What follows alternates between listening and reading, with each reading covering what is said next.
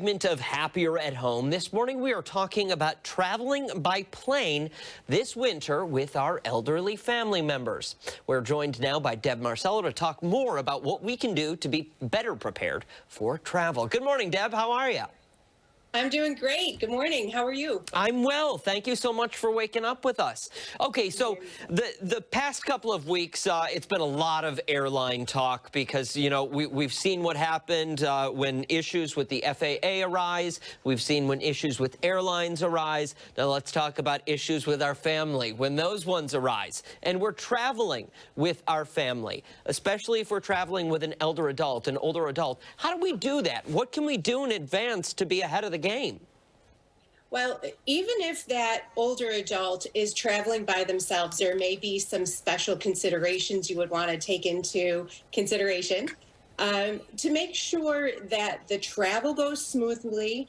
Consider any of their medical problems that they may have. So in advance, you should know that if they need to have oxygen on board, they could bring a portable oxygen concentrator that needs to be on the FAA's approved list. But also during that travel, to make sure that that person is being safe.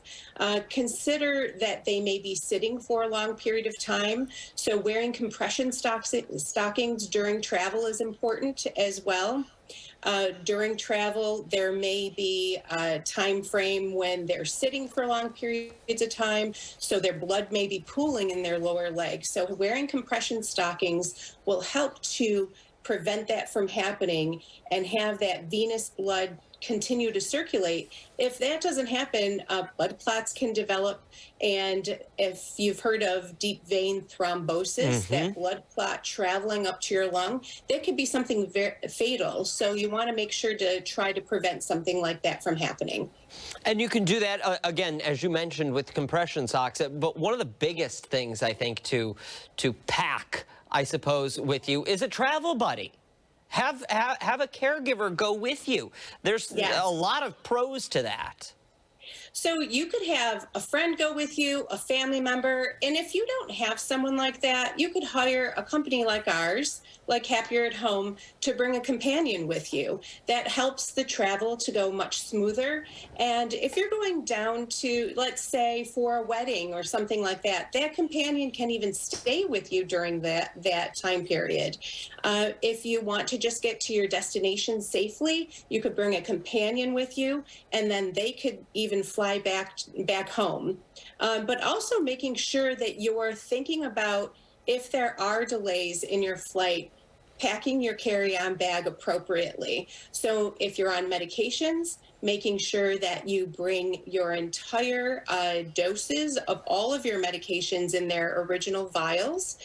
We've talked about before making sure that you have a index card with a list of your medications, doses, your medical diagnoses, the doctor's phone number, and your next of kin, because that list is actually not for you. It's if something happens to you, then how do they get a hold of your loved ones?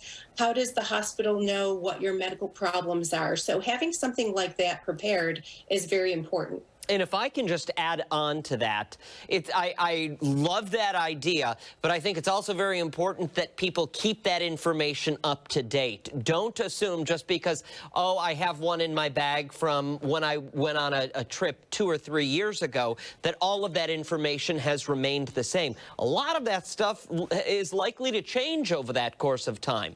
So it's important to update that information. But yes, all very, very important, Deb.